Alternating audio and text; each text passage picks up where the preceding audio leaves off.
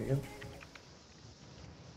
All right, hello and welcome to our 53rd episode. That's right, 53 weeks of these beautiful faces. That's one full year of the Coaches Corner that's been brought to you by the Endurance Lab, where here you can join the coaches, us coaches, live and unscripted as we recap the week for you every week and answer your questions from the forum. My name's Jason Flores, one of our Endurance Lab coaches, and I'm joined by Efrain up in there in the corner, Ian Murray down there on the side, Mitch Dingerman there, and our nutritional therapist, Andrea Cullen. Good morning, guys. This is exciting. Morning. Good morning. There we go.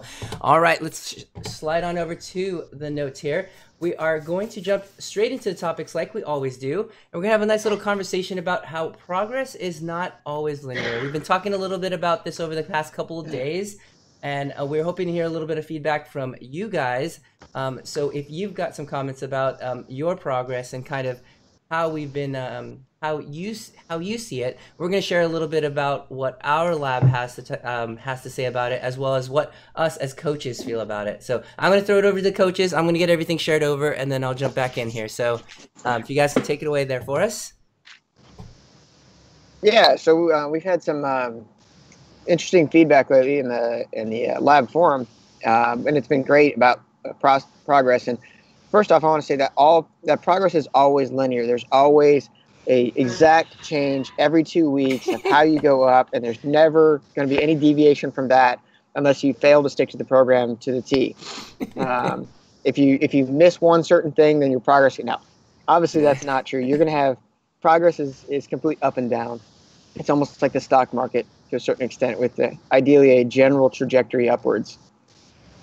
And the question came up from it was not exactly a question, but more of a comment of one of our long-term members in the lab, and she was mentioning that she has seen steady progress or improvements, let's say, throughout the months of training, but recently she has seen a real jump into her fitness and also, of course, in the power she's able to produce. So she was saying she got a couple of FTP bumps, which she had not seen in quite some time. And, we don't always test FTP. We adjust as we go along. We gauge progress, and we adjust accordingly. But she was saying that, yes, she was seeing the benefits and continued with her training, following along. And after quite a bit of time, and my guess here is perhaps even a year, based on what she's describing, not only she saw that big jump in fitness, but also she lost some weight without going into a prescribed diet or anything special. Maybe she made some adjustments based on what we always guide our athletes to do in the forum, etc. But really, she's seeing the bottom line, saying that sticking to the plan has paid off over the long term. And this is what Ian exactly was talking about. And it's easy for athletes to think that they're not making progress. And it's also easy for athletes to get stuck in the week. So let's say they have 5 workouts a week or 4 workouts a week, and, it's not going so great, I'm not doing so well. And look at the trees, which is the micro picture there instead of the big picture. Yeah, that's really important, especially when you're looking at things like body transformation, weight loss, strength gains. It's not noticeable to you generally every day because, every day you're looking at yourself. Every day you're checking out your performance. And like you said, most people, when they start doing that, they freak out a little bit, and they start diving into, in this 2-minute, 28-second stretch, I was 9 watts under what my target would be, but for 14 seconds here, I was 12 watts over. So what if I do the math here in the linear regression to try and see what was I actually at? You're just like, just shut up. But also when you get into the micro of it, right? I mean, every week is different as far as the intensity, and depending what you did yesterday and what you're doing today, and then what you're going to do tomorrow, you're going to feel different all the time. But it's really the long term, right? You've got to step back and realize that if you stick with the program and you stick with doing your workouts on a consistent basis, and you take care of your body, we'll talk about some of that here in a little bit, that in the long run, you're going to see improvements, and you're going to have what Ian was talking about, that long-term path of improvement and gaining fitness. Yeah, and the other thing, sorry, real quick, the other thing I want to throw in on that, the important part is that's why we do plans or prep. The labs that we build them in a certain way, or we build things to target a certain race or a certain period of time. Right. And the idea of that is you are not going to be at your peak performance level until we want you to be at your peak performance level, or until you, as the athlete in your plan, want to be at your peak performance level. It does you no good to be setting new FTP levels and new VO2 max levels 7 weeks out from a competition, or even 2 weeks out from a competition. You want to be peak right when your competition comes in. So that's why you sometimes won't see anything until all of a sudden you've rested up a little bit and your body's fresh. Yeah. And so the other thing is there are different areas where you improve. So you might be improving in being able to sustain a certain amount of power for longer periods of time. You might be improving on your VO2. These systems, right? There are different systems that you work on throughout your plan if you're following a good plan. And these systems, sometimes they develop at different times. And so it's not just that one number that you look at and it's the king number of absolutely everything for you. It's not. So that's why it's also good to be out on the road and do events. So that's when you don't have a screen in front of you and you can really see and compare yourself to others next to you and see how you do against your own self in the same hill that you did last year. And we talked about this a couple of episodes back too, but avoiding the pitfall of thinking that you plateaued if perhaps you didn't, and going into overtraining because now you say to yourself, oh, I'm not improving, I need to work harder. And then you're digging a deeper hole. And then you deviate from the plan, that you don't trust the process anymore. And you bring in these workouts out of, I don't know, somewhere else. And you saw something pop out on your screen and say, well, maybe that workout looks pretty hard. I'll try that. And then I'll try the other one on top of what I have on my plan. Right. We see that all the time, right? And that's just not going to help. Yeah, I think that there's a big danger of comparing session by session. And like Thea is saying, not trusting the plan, but you coaches are developing a program based on weekly cycles. So 1 week you could be working on skills and we're going to suck at it because we're trying to improve our skills. So we're learning. Then you might bring someone into a super compensation week. So you're going to feel tired and you're working hard. And then you've recovery week. And in recovery week, you feel like you're lazy and you're not doing anything. And that's the date where you can start bringing in stuff. So you're not going to reap the benefits until maybe the fifth, or see a benefit until the 5th or 6th week. And that's where you have to trust the plan because it's taking you somewhere. But if you're stuck in your ego and identity of every training session needing to be a hero training session, you will do hero training, but the race is going to fall apart because you haven't trained for the race. And the other part that Andrea hits all the time is our nutrition-wise, because as we start going through these, and when you hit these perceived plateaus, we're not smart people generally, which is why we're on bikes sometimes 6-7 hours at a time. But we often go, well, if I just get 2 kilograms lighter or 2 pounds lighter, and that's going to make all the difference. And in this case, our athlete who was talking about her gains, she mentioned that she only lost 4 to 7 pounds. And I would argue that she probably had actually a massive body change. So she probably put on some muscle mass. And I know a lot of people go, yes, well, muscle weighs more than fat. It does not. 1 pound of muscle is 1 pound of fat. But when you lean yourself out, you have a shift in your body mass and your fat percentage.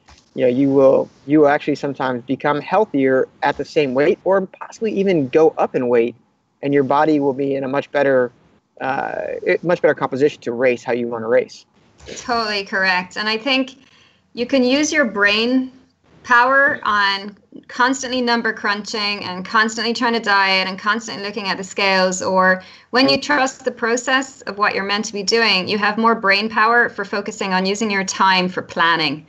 So you're starting to wrap your head around, your nutrition periodization that we talk about. Like you have extra space in your brain to focus on other things. And you find that when athletes can sort of let go and trust in the process, then other things start to click into place. They're on top of their recovery, they're on top of their sleep, they're on top of their time management, they're nailing their diet. And that's probably related to these big jumps in improvement as well. So you've let go, but you've gained way more. Yeah, she was probably on a cookie recovery week as well, feeding into it, which helped. That's what I'm on this week. I'm only having 1 to 2 cookies a day. Nice, nice. I like Ian's nutrition plan there. So, a lot of times we see athletes hit plateaus, and that's mentally where a lot of times as coaches trying to talk people through it, getting them a good understanding of kind of what's coming up next. If it's their first time, if it's their 5th time, we've got athletes have gone through the plans several different times. We've got one of our viewers here, John Mora. He's done a couple of the plans back. He does a lot of structured training just in general. And he was commenting that he has good discipline to do his workouts, but to take rest is kind of his way. And a lot of times I've talked either him or other athletes, we've got to get over this. Just keep going with it. You've got to get the rest. And a lot of time that's what we're talking about, getting off the bike. And a lot of times that's what our job is as coaches. And we've said it different times before is a lot of times we're like, step away from the bike, put the shoes away, put the fins off, get out of the pool, that sort of thing, because people need that time so that their bodies can get past and can grow and can really absorb that fitness. And as a reminder here too, when you're new to a sport, you're going to see gains pretty quickly because it's new and it's new to your body. And after that phase, that's when things get a little bit different, right? You're adapting, you're getting stronger, faster, fitter. And so the gains are going to be something different. It might be efficiency, it might be speed. And this is also the time that the athlete might get impatient because they're saying, well, why am I not seeing those jumps that I saw early on? Yeah. Real quick. And some of that was just they were actually running consistently. So big help. And then as they started to get a little better, it was from an 8:30 to an 8:25, and then an 8:25 to an 8:20, and then 8:20 to an 8:18, and so forth. And they started asking about, well, how do I make another minute jump and go from that 8:18 to be getting faster and faster and to the pointier edge of the spear? Your changes are going to be, 0.5%, 1%, and if we had Garrett on here, he would tell you that those are all things that make a huge difference between, qualifying for Kona or going top 10 or going top 50. It's that 1% difference. That's all that separates those first 50 people. But also this is where technique comes in. And that's why we train technique too. It's not just about power. It's about efficiency. Right. It's about pedaling. It's about the way, your form, right? That you run, etc. It's all of that. Learning when to drink, learning when to eat. Right. Right. Yeah, strategy and pacing, like clever things. Yes. Yeah, I think it just gives people space to be able to use their training to their best ability. Kind of gives them that. So yeah, super important here as we kind of make these conversations and have these conversations. It's important to have an open path to your coaches, to your peers that you are doing your workouts with. I think this is something that we allow our athletes to have, and I think it's important to have these conversations because it allows you to, you're not alone. You've got someone that has taken you through it. You've got someone that has gone through it, and it really helps to get you through these times as far as progress is concerned. Can I add one last thing here? Because I'm looking at a new training logging system, Final Surge, and I've been using Training Peaks, and everyone keeps coming out with a lot more enhancements on athlete data around comments and feelings. And I think this is a good thing to remember, that to the extent you can utilize those in your own personal training log, how you're feeling, how the workout felt, how to compare to last week, all those comments are great for yourself, but also to sit down with your coaches or to share with other folks that you might be training with, and to figure out, what your body's feeling, what your body's doing, why are you plateauing, why did you see gains? So the amount of extra data you can put in your log besides just the workout and the watts, I think can be really illuminating sometimes. Yeah, the emoji middle life finger, stressors, all those things. The emoji middle finger is not helpful to your coach, though. The emoji middle finger, yeah. Especially when it's put in the middle of the workout, right? Andrea, you were saying? Yes, what Mitch was describing there is something I'll do with my clients. I'll get them, like, obviously they might have serious health conditions, but I'll get them doing a timeline. And if it's an athlete, if they've recorded, feelings or things, or you find it all comes out on the timeline, and I can pinpoint where certain things started to happen. So it is helpful to use Training Peaks or a log for that. Now, I know you can drive your coach nuts, but keeping those, if you put too much in, but there, if you just make a note, this is for myself, just so, you know, you have it there if you ever need it, it's helpful. Mm-hmm. Absolutely. So really great conversation here. We do have a post in our forum that you can head to at discuss.endurancelab.fit. If you want to head over there, we can post a link to that as well. If you want to join the conversation, a lot of our athletes and all of our coaches are there every week as well. I'm going to shift gears a little bit. And we thought Taya was going to talk about her vacation and how beautiful it was, but she's going to tell us about how much she worked out and how she kept all of her fitness while she was there. She's lighter, thinner, and she didn't eat any cheesy bread. No cheesy bread from her trip. I know her first stop was Starbucks, though, so we'll have to hear about that. At the airport. After that, it was all local food. Yeah, so I did this trip once a year. I wish I could do it more often, visiting family in Brazil. And left my bike behind, obviously. I wouldn't bring my bike with me to Brazil, but also it's a family vacation. It's a family vacation. And why didn't I take my bike? One is because my kids asked me to. They said, you know, can we have a vacation also from the bike? And they're great, right? They're always great about the fact that my husband and I spend insane amounts of time on the bike. But they said, you know, it's vacation. Can we take vacation from the bike too? Sure. And two, it's good to step away from your training. And we talked a little bit about this in the first part of this podcast, right? So it's good to step away, take a break completely. And it's a mental break and it's a physical break. The mental break is to reset your mind. When you come back, my training is such that I'm not overtrained, right? I'm not burnt out. But still, there is something in there, in the mind, of day in, day out, for months and months and months of riding, that can benefit from a break. And you sometimes only discover that when you actually take the break. So yes, that was what I did. And I stayed active during the trip. It's good to change things out too. So that's the other reason. Go out and do something else. Of course, you're not a runner. You're not going to go out and run for 3 hours. But I do my core work every single day. And if you listen to our podcast and if you're one of our lab members, you know that we advocate doing 10, 15 minutes of core daily. It helps you with everything. It helped me with the 10-hour flight in coach. So I went out and I did a couple of short runs. And because I have the muscle strength from the bike and because I have the core strength, I was able to do it without getting injured. Now, we're not talking about running fast. We're talking about a jog. So I did a couple of things. I did a combination of hiking because the place where I stayed was in the mountains. So there was no flat roads. It was either up or down. So I did a lot of hiking. I did some easy run and I did some plyometrics, which doesn't require any equipment. You can just go out and do your jumps, etc. So the week looked like I stayed away for 10 days. So my routine was, you know, the day that you arrive from a trip, you rest, no doubt. Then, especially because it's a 10-hour flight plus ground transportation. So you're talking about almost 20 hours there. So you rest the first day.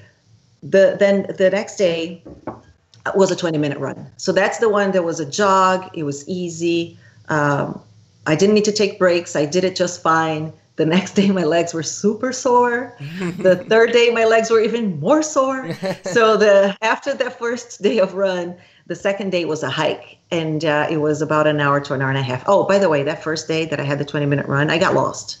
I got lost in the woods. So even though I ran for 20 minutes, I had to walk for 80 because I couldn't find my way back. Oh, man. So it was a pretty long one there. I didn't have my phone with me, of course. And so it was a 20-minute run. The good thing about that, you're working muscles that you don't normally do on the bike. If you're not a triathlete, that's such an eye-opener. It is a weight-bearing exercise. It helps. Running is hard. It's hard. It's cardio too, so you keep your heart rate up, and it's weight-bearing, so it helps with bone density, all of those things. So I did that, and then and explosive power too. It goes with plyometrics, and for cyclocross, that helps too. I'm still in cyclocross for season, believe it or not. So then the hike, and then the third day is a hike again, a little bit longer. The fourth day is plyometrics. And I found a local gym, and I went in there with my son, and we did a bunch of things in TRX and core, and that was great. His first time on a treadmill. He's 12. But he can do pull-ups, a lot of them. Yeah, I didn't see that. There's a video on Instagram. Yeah. Did you find a lap pool for your kids? No, we didn't. We had a pool in the house, but Okay. It was just, a pool. They were having fun though. They were doing. I'm going to do 25s. It wasn't 25s. It was more like 7. 12. 17. Oh my goodness! So Okay, I kept that's- all that. Yeah. Swimmers Go on ahead. vacation, right? They're like doing flip kicks in like a 3-foot They pool, were. like, just like. I'm going to practice my dive, but then where are you going to go? I'm going to practice my pushing off the wall. Then what?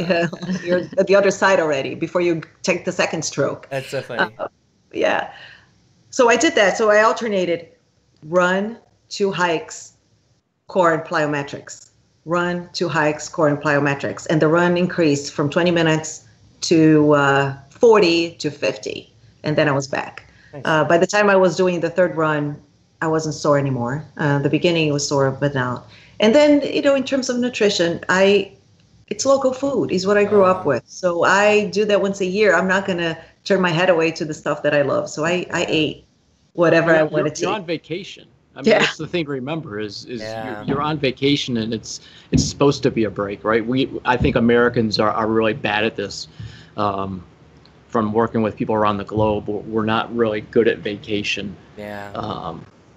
And the thing I'd add too is keep in mind what you're doing on your vacation, right? I've done a lot of vacations to Disney for like a week, and walking around and dragging stuff around Disney all day long. That's a workout in itself, right? If you log your steps, I mean, you're doing a serious amount of time on your feet. So keep in mind what else you're doing on your vacation. That's true. So I was having, on my watch, I have the tracking for the steps, and I was doing 20,000 plus steps a day. Wow. Yeah. That's decent. Yeah. I mean, that's 10 miles, 10, 11, 12 miles of walking. I mean, that's. And that's from, not just from the exercise, but really walking around with the kids and here and there. Yeah. Yeah. If you remember when I was in Quebec, I was still training for ITU Worlds. Plus, I was getting about 38,000 steps a day. Wow. So I'd get a run in, walking all over Quebec City. Oh yeah. Lots of But volume. I think we forget that sometimes as active people, right? Like my wife and I go on vacation, we're both active and we like to walk. Like we went to Toronto last year, and we walked all around the city because we like being active. But at the same time, I mean, that's still activity, right? I mean, You're worn out. Yeah. And then if you go somewhere with your kids, I mean, that's even more because now kids are easy.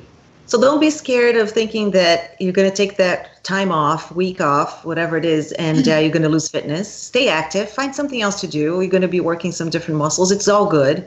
It's a mental break. It's good for you. When you come back, you'll be able to slowly ramp back up. Don't jump right into an intensity workout. But think about other things you might do. You might swim. You might go on fast walks. You might be skiing, depending on where you're going. And don't stress out about not getting on a bike at all. Or, whatever, if you're a triathlete, also just get out of your routine a little bit. And I think something we talk about is go back to my whole theme on make sure it's a vacation, is if you're going with your family. And I think, Tay, I mean, you went through this, right? Your kids were like, hey, Mom, let's leave the bike home, right? Your vacation is sometimes for your family. And if you're a triathlete, I think triathletes can be really bad at this too, right? We got to get our swims and our runs and our bikes in some way or the other. Don't forget you got a spouse and kids. Bathtub swim. Right. I mean, it'll pay dividends for the season if you take care of your family and spend time with them when they're not going to see you on weekends and you're going to be doing all your racing. Right.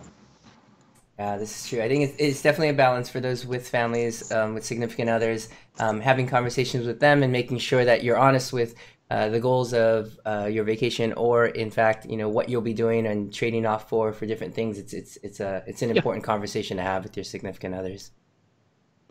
And make that be a week that you are going to have as a recovery week anyway. So so plan your training so that you are coming into that recovery week right before your vacation. Yeah. So just planning accordingly is super, super important. So sounds great. So don't be afraid. Is the take home here? Obviously, long-term progress comes from understanding kind of what we're doing, as well as understanding when you do take a week off. We have talked about different things with detraining and kind of those sort of things, but using a very strategic approach to when these things happen, like vacations, and having conversations with our significant others, and understanding where it's going to fall in your training is super important. So next topic we have up on the docket, it's kind of a fun look at for the coaches, or a conversation of kind of different things that we use to keep ourselves healthy throughout the year. Andre is going to lead a little bit of this conversation, and the coaches are going to add in here with kind of different fun things we have in our medicine cabinets, or our closets. No, it'd be our cabinets in our kitchen as well, to kind of help ourselves keep going, and what we go to before we go to some of the big hitting medicines out there. So. Yeah, so I was just going to touch on a few things that can be handy to have in the home, or like Jason said, that you might have in the kitchen or the fridge. Some foods can be really helpful to heal us when we're ill, and I would include things like garlic, turmeric, ginger, manuka honey, apple cider vinegar, and your bog standard garden herbs. It's funny, you're reminding me of a story. I had athletes in Moscow for must have been indoor world champs in 2012, and a few of them got food poisoning. And I'm like, what am I gonna do? So I sent them off to the athlete kitchen to get kefir, rosemary, thyme, garlic, whatever herbs they could get their hands on, and just take it any way you can, as much of it as possible. And you know what? It worked. It got them through the food poisoning. I didn't really, given it was Russia, I didn't really know where else to send them. We have to be careful in some countries too, if we're not familiar with the traditional herbal remedies, if you're a drugs tested athlete, et cetera, et cetera. So, these herbs are actually incredibly strong for helping with immune system problems and gut problems. So I would always, you should be using them in as much of your food as possible. Other things that can be handy, well, I guess it's a case of thinking, what's your weakest link? We all tend to have a weak spot when we get tired and run down or stressed. It could be a gut bug, a cough or cold, a sinus issue. They tend to be the most common ones that we tend to see. So you want to be prepared with a couple of things in the cabinet. So if it's coughs or colds or flus, things like elderberry syrup, and I made my own this year. That's it there. Look at that. I was off down the fields collecting my elderberries. So elderberry syrup is highly antiviral and anti-inflammatory and slightly pain relieving. So that's really handy one. You can get it in most pharmacies and health stores. Echinacea is another one that we've heard about a lot. I would say as the form Echinacea angustifolia.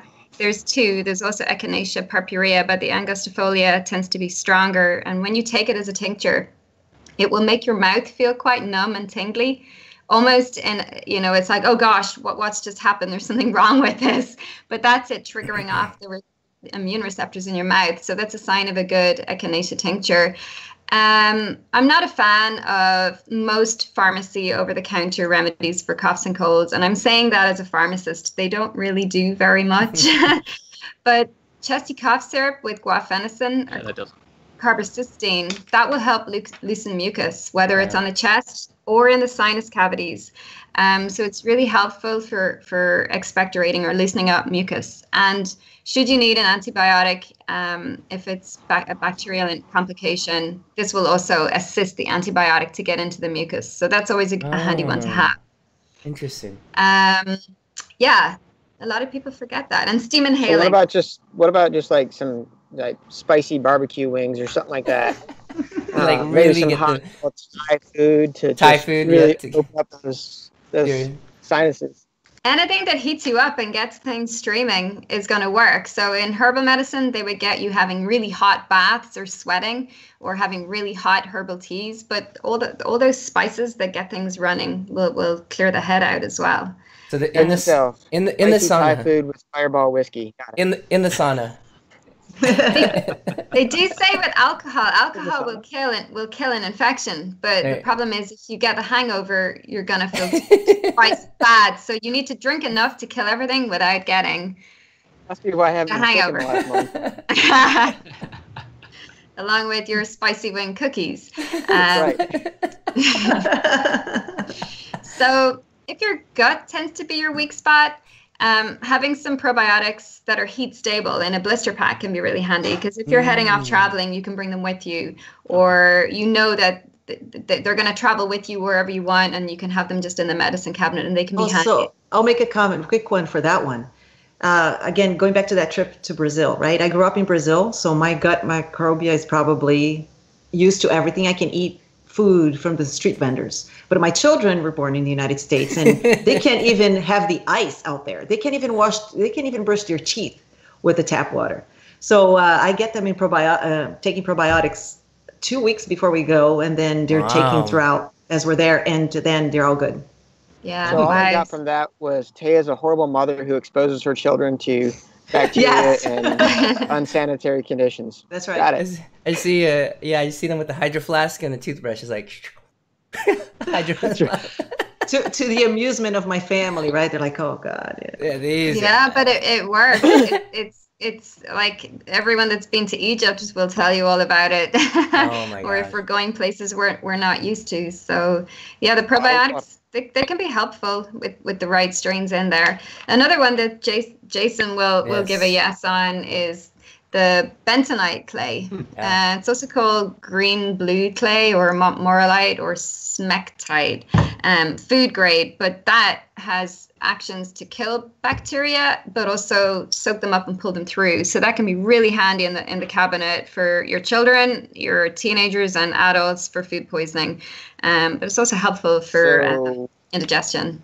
Eat dirt. Yeah. Yes. No, clay. It's clay, not dirt. It's clay. So, Mitch, we know what Jason did in the playground. Yeah. It's pretty mad. Like, they'll tell you, so that what are they saying? The total surface area to grab unwanted substances in 1 tablespoon serving is over 8,100 square feet. More than the floor surface area for average size 2,000 square foot homes. So it's a super soaker. It sure Sucks felt it all like, in. It sure felt like it for the 3 days that Andrea had me take it after I got so it was Sunday that I got food poisoning, and so it was Monday, Tuesday, and then Wednesday. I just took 2 tablespoons the first day throughout the day, and then 1 the last, because at that point I felt completely empty. I was like, in actually a good way, because things felt very cleaned out, and I was like, man, I should do this like monthly. This feels really good. So really quick, is this something good to do before like a couple days before like a half marathon or a marathon to get your weight down, or? No, I would just reserve it for when you need it, because it is a bulker, so you could end up getting quite constipated if you don't drink enough water with it.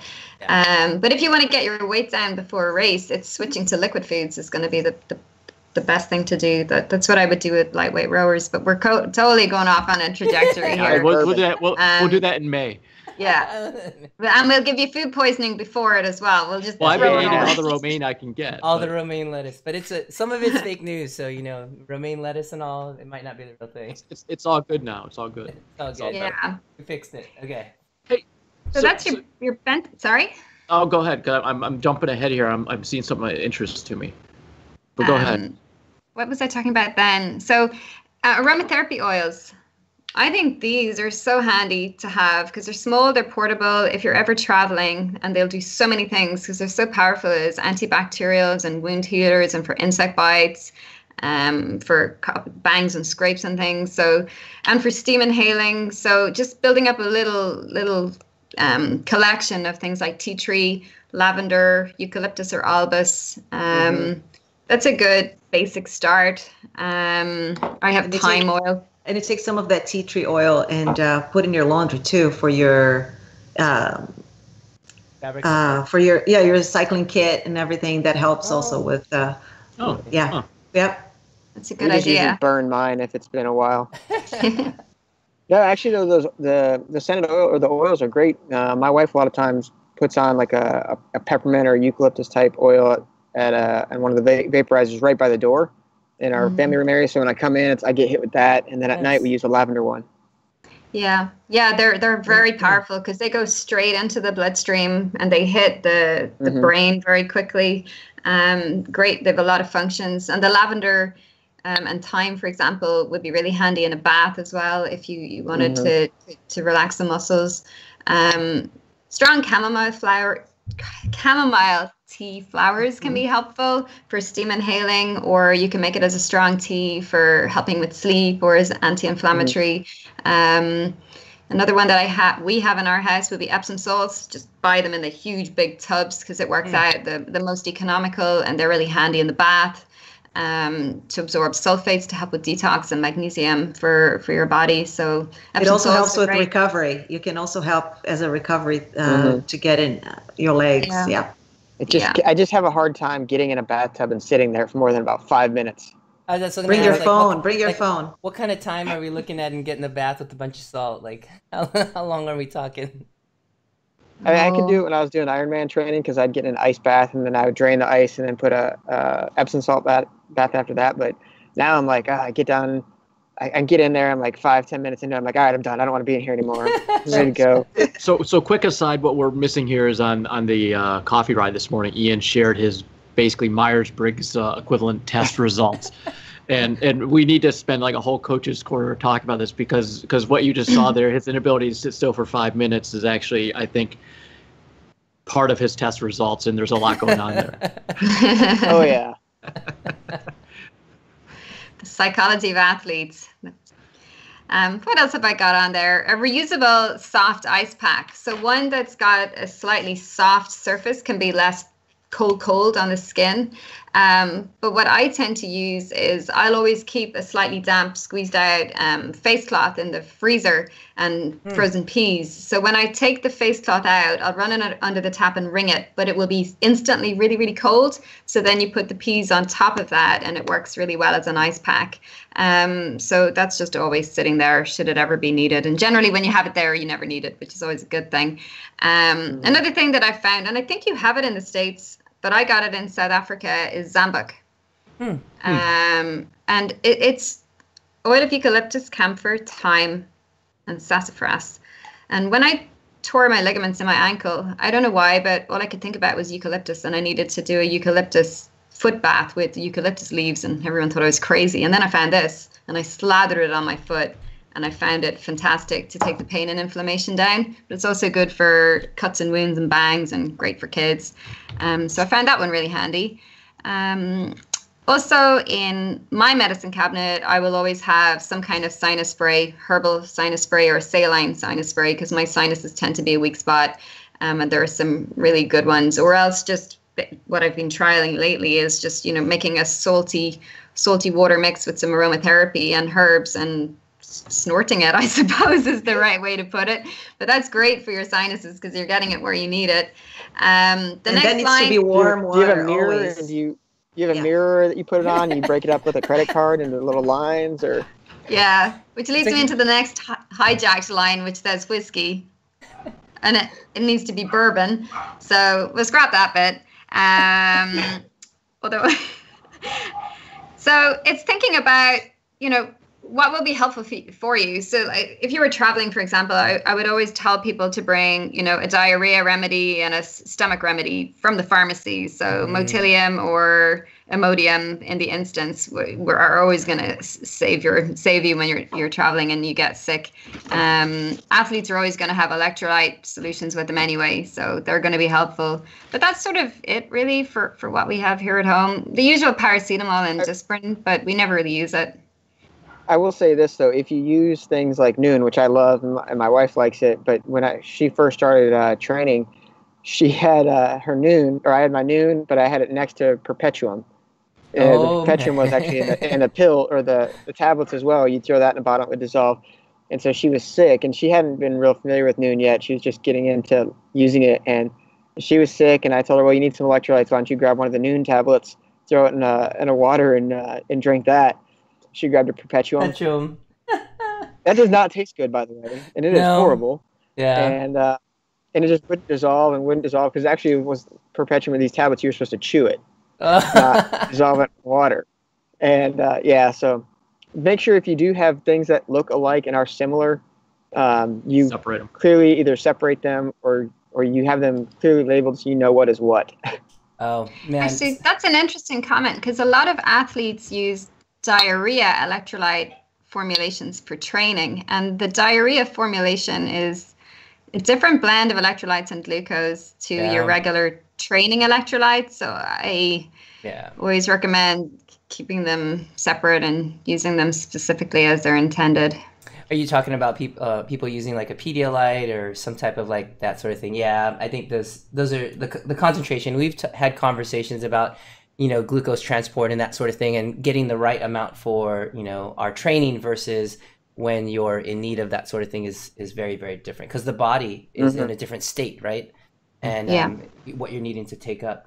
And, going back to kind of the first bullet here too of kind of daily herbs, we've taken on, I know, Taya as well has taken kind of a daily look at adding these things. I've done it for my young one as well as myself, especially being with patients daily. It's important to kind of have that. I feel like that wall and something that you're putting in to help your everyday exposures, especially if we are training and you get a heavy load in. Your immune system is not that it's going to be down in a way where you're going to get sick if there's someone there, but just so that you have something there. Exactly, that sort of thing. So adding this to your remedies and your daily routine can be very, very useful for athletes, especially if you are putting a good amount of load into your training daily. So let's see. Anything else that the coaches are go-tos that we're using here on this list that Andrea has, or do we all just go to Andrea's house when things go away? Yeah. Apparently, I need to because I'm not really good at any natural remedies. I mean, the biggest thing we do is honey for a cough because we all know that cough suppressants really don't work. But I'll admit it. I'm a huge fan of the behind-the-counter pseudoephedrine when I have a cold, because that. Or when he doesn't have a cold. Oh, when he doesn't have a cold. That's where he chops it up onto. Pseudoephedrine is an interesting one. If you have a lot of sinus issues, and a lot of people do, it can actually make things worse because its action is to dry out the sinuses. And what you want, then you nearly have stickier guck stuck in your sinuses, which can be quite painful. So it can help some people, but it can hinder the recovery of others. And if you a lot of water. And it's quite stimulant, which is fun for some, but just watch that. Don't take it before you're going to bed. Yeah. But it's actually, for anyone who is thinking of competing at any level, that is a banned substance, so can't take it. Yes, be very, very careful there. All right. So we're going to slide on over to what's happening this week in the lab. I know Ian wanted to talk a little bit about strength workouts as well as recommending a proper warm-up, and I could definitely vouch for making sure you get enough time beforehand to get the work done. And the longer times that I've taken to, let's say, run to the gym, and it's taken longer than kind of the prescribed amount, the more the better here for a warm-up. You definitely feel like on fire and you're ready to go. So a couple more recommendations here from Coach Ian. Yeah, so real quick, when you're getting into strength workouts, you got to understand that your body needs the warm-up just like it does for any other cycling or running event or swimming that we're doing, because your muscles are cold when we start. And so you have to warm them up gradually, and they have to get the blood flowing through them, and you have to get them accustomed to the work they're doing. And it takes a good 5 to 20 minutes, depending on, your body temperature, what you've been doing, how much your training is going. So you really need to get in there. So even if you're just doing a strength workout where we're going to be lifting a lot of weights, I highly recommend getting on an elliptical machine. The reason I say an elliptical is because you're moving everything.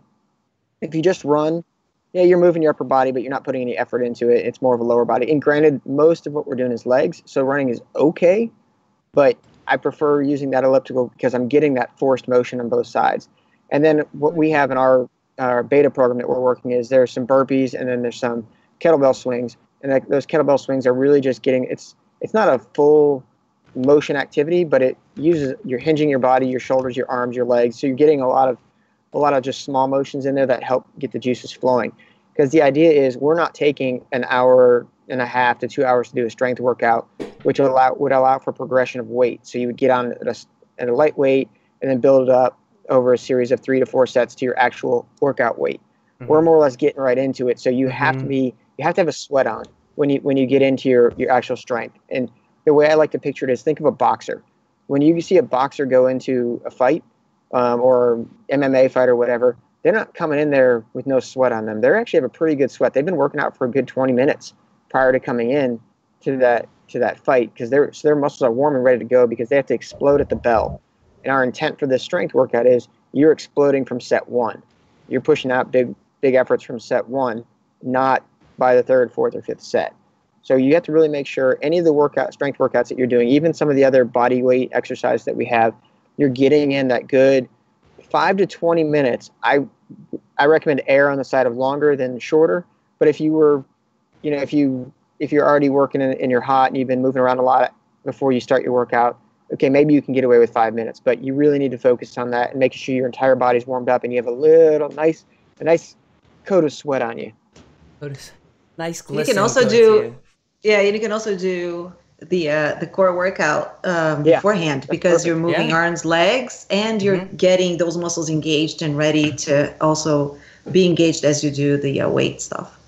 Yeah, and we did have a conversation of strength, and this is the season for us where athletes are making the transition over to strength type training, and we do have a program that we're testing that Ian mentioned. We talked a little bit about it last week. Myself, Ian, and a handful of athletes are kind of going through it from different approaches and different levels and experiences throughout their lives as far as strength.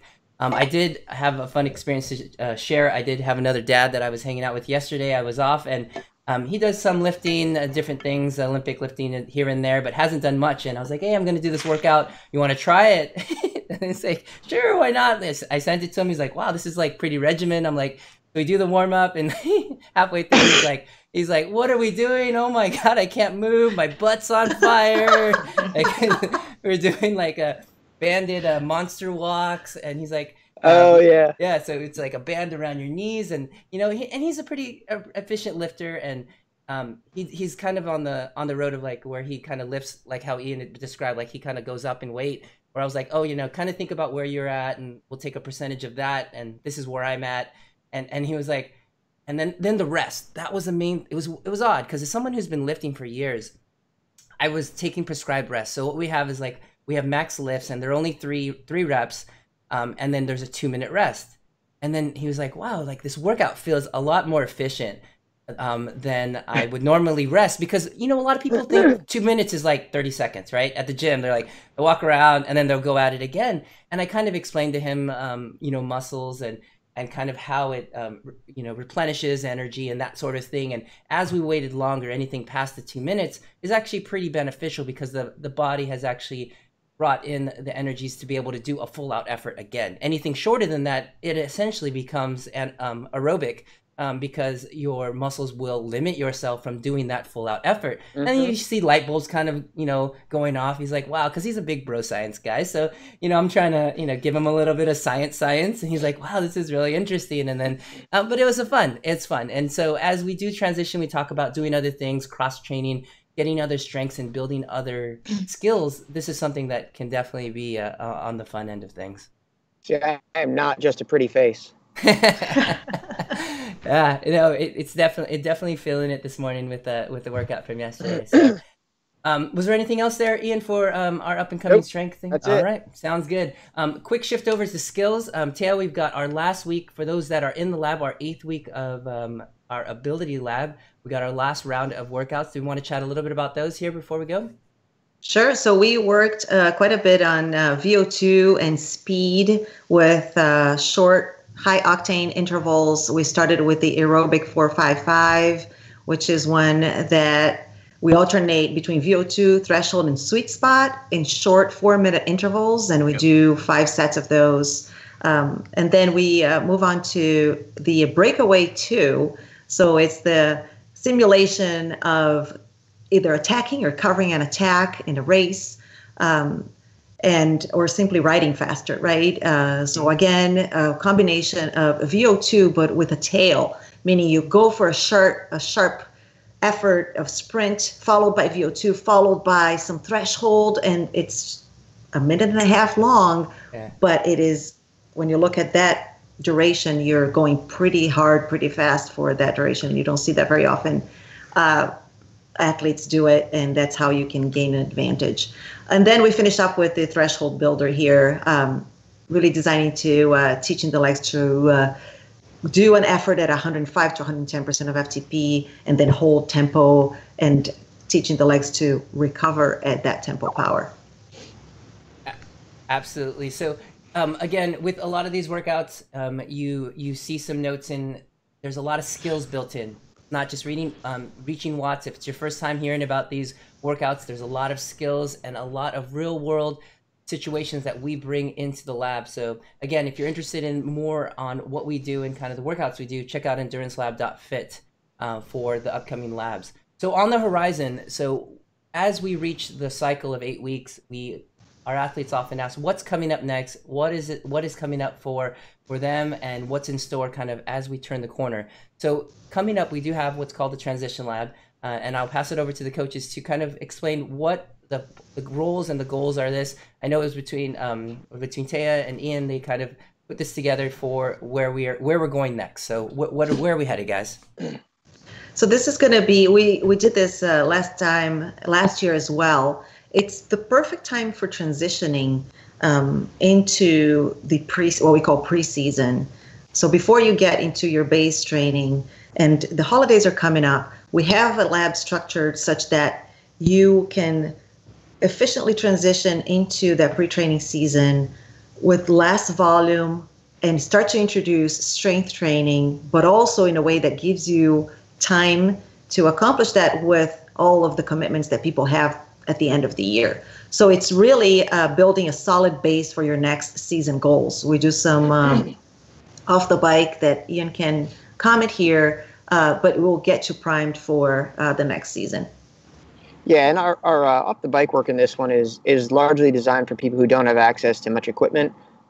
It's more body weight focused. There are some things that we recommend if you have access to TRX bands or stretch cables, pull-up bar type things. It's better if you have kettlebell at home or some dumbbells or even cans of soup, milk jugs that you can fill with water, anything like that. Those will work. Anything will be a substitute. But this is designed for some basic core strength, some basic functionality, some basic movements, with the idea that you use this to help re-engage and redevelop muscles that may have gotten neglected towards the end of your cycling season as you were focused on very cycling specific or very triathlon specific movements and activities. And usually the strength exercise is what falls to the wayside when you start doing cramming for time. So that's what this is designed for, starting getting your body ready for a load. And there's the things you can throw in and do it in 25, 30 minutes. So, if you have to just take a break from the family on Christmas because you cannot take another, can I open a present? Can I open a present? And you just want to punch somebody, go do your 25-minute workout and you'll be good to go. And you can do it in a room somewhere, hiding from everyone. That's right. And I'm going to go back to that Myers-Briggs comment right now. Maybe next week we'll cover that. Yeah, we'll have to delve a little bit into that. Into the psyche of the evil elf. That's what everything is designed for. Is you're going to see some strength improvements, and we're basically doing some maintenance in other aspects of our cycling world. Yeah, and this speaks to making sure, again, the conversation has been had before, not burning the candle on both ends, meaning that we're going to focus on your core and strengthening those things. Or if you are going to be taking on, let's say, the strength plan, along with that, you're going to need to back off on your other sports. If you're triathlon, kind of everything else. I think it was week one of the strength workout. I was like slyly sending a message to Ian. I'm like, we're not expected to do like 0.8 intensity or higher during this strength interval. He goes, wow, did you get even close to that? Because I don't think you should be. I'm like, yeah, I was like 0.62. He's like, that sounds about right. About 60% is about where you should be able to go. Because I was pretty floored and I had a pretty big plan on the weekend and I was like, I can't do this. Like my legs won't go. So just to respect that and understand what you're working on now. And if you're going to be in a transition, you're going to try to be working on your body to make sure that you respect that and just enjoy the bike and enjoy a little bit less time on the bike, and that's where it's going to go. All right, so with that, looks like we are wrapping up here. I want to thank our listeners for joining in today here to the Coach's Corner. It is our 1-year birthday, so happy birthday, everybody. But if it's your first time listening and would like to hear more We can all go back. That's what we should do next week and listen to our very first episode. How amazing and wonderful it was. We should not. Podcasters do this all the time. But if we should not, Ian said. So, but if you do want to hear more content from the Endurance Lab, head over to your favorite podcast app and search the Endurance Lab, or head over to YouTube and search the same. And don't forget to click subscribe. For more information on when the next lab is, or more information about the Transition Lab or the strength training that we have coming up, head over to endurancelab.fit, where you can learn and join us to train smart and get results and look as good as Ian does every day. All right. So we'll see each other next week. Have a good day, everybody. All right. Thank you, guys.